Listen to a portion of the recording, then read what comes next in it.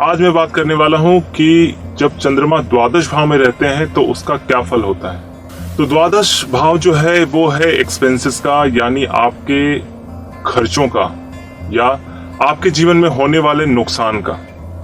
द्वादश भाव extra marital affairs को भी दिखाता है।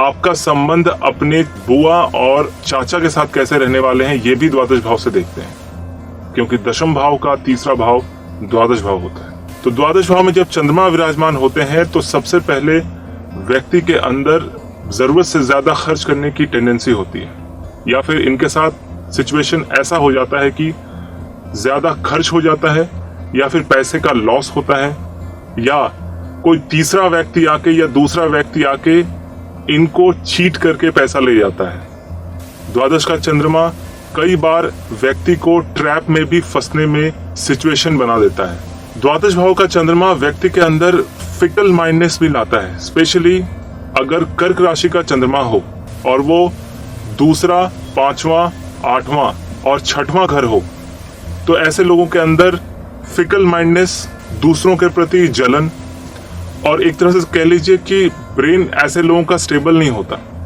ये सोचते कुछ और है, करते कुछ और है, जिस वजह से इनको बहुत बड़ा नुकसान भी हो जाता है। द्वादश भाव का चंद्रमा व्यक्ति के अंदर एक्स्ट्रा मैरिटल अफेयर के लिए बहुत ज्यादा टेंडेंसी को बढ़ा देता है। अक्सर देखा जाता है ऐसे लोगों के जीवन में विवाह के बाद हस्बैंड और वाइफ के बीच में फिजिकल रिलेशनशिप बहुत अच्छा नहीं रहता, या उन दोनों के बीच में प्रेम संबंध बहुत अच्छा नहीं रहता। ये लोग अपने वैवाहिक संबंध को छोड़कर किसी तीसरे रिलेशन में पड़ जाते हैं। अगर ऐसा नहीं भी होता है तो कुछ कुछ सिचुएशन ऐसे आते हैं, स्पेशली अगर चंद्रमा धनु राशि में विराजमान हो, या मंगल की राशि में, या सूर्य की राशि में, या शनि की राशि में विराजमान हो, और वो द्वादश भाव हो, तो ऐसे लोगों को ट्रैप में फंसाया जाता है एक्स्ट्रा मैरिटल अफेयर में प्रोवोक करके, या एक्स्ट्रा मैरिटल अफेयर में डाल के।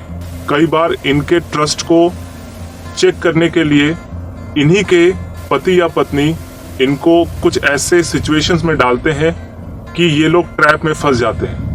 द्वादश भाव खर्चों का होने की वजह से कई बार ऐसे लोगों को शेयर मार्केट में या फिर लॉटरी में बड़ा नुकसान हो जाता है। ये सोचते तो है पैसा कमाने के लिए, पैसा लगाते हैं, बट वो पैसा किसी न किसी रूप से नष्ट होता है, बर्बाद हो जाता है। द्वादश भाव में चंद्रमा के साथ अगर कोई उग्र ग्रह विराजमान हो तो व्यक्ति को अपने ही पिता की प्रॉपर्टी को प्राप्त करने के लिए बहुत ज्यादा मुशक्कत करनी पड़ती है, कोर्ट कचहरी के चक्कर लगाने पड़ते हैं, और इस चक्कर में इनका बहुत सारा पैसा भी वेस्ट होता है।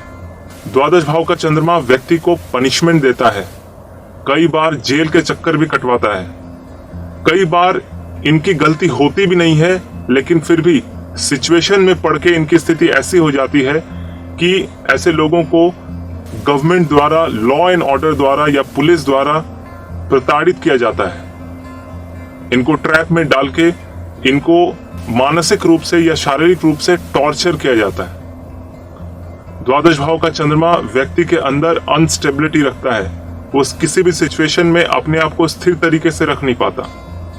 अपनी लाइफ के लिए ऐसे लोग प्लान करते हैं कुछ और उसका नतीजा कुछ और निकल जाता है। द्वादश भाव में अगर सूर्य और चंद्रमा दोनों ही विराजमान है तो ऐसी सिचुएशन में परिस्थिति बहुत ही कॉम्प्लिकेटेड हो जाती है। स्पेशली सरकार द्वारा या पुलिस ऑफिसर द्वारा, कोर्ट द्वारा ऐसे लोगों को प्रताड़ित होना पड़ता है। अक्सर देखा जाता है कि ऐसे लोग कुछ ऐसे सिचुएशन में पड़ जाते हैं कि इनको जेल तक की हवा खानी पड़ती है, और कई बार लंबे समय तक जेल की हवा खानी पड़ती है। हालांकि द्वादश भाव का चंद्रमा मुक्ति का भी कारक है, क्योंकि द्वादश भाव का चंद्रमा भौतिक जीवन से विच्छेद को दिखाता है। तो आप भौतिक जीवन से जब भी विच्छेद करेंगे तभी आप आध्यात्म की ओर जा पाएंगे। द्वादश भाव में अगर चंद्रमा और केतु है, स्पेशली चंद्रमा और केतु है, तो ऐसे लोगों को मुक्ति भी मिलती है, यानी मोक्ष भी मिलता है। ये आध्यात्म की चरम सीमा तक जाते हैं और इस जन्म मरण के चक्र से बिल्कुल आजाद होकर दोबारा इनको जन्म लेना नहीं पड़ता। तो आप भी देखिए आपके द्वादश भाव में चंद्रमा है या नहीं। अगर है तो इस तरह के सिचुएशन आपको फेस करने पड़ सकते हैं। तो आपको मेरा ये वीडियो कैसा लगा कमेंट करके जरूर बताएं। लाइक कीजिए, शेयर कीजिए, सब्सक्राइब करना बिल्कुल ना भूलें और घंटी का बटन जरूर प्रेस करें। मेरा ये वीडियो देखने के लिए आपका बहुत बहुत धन्यवाद।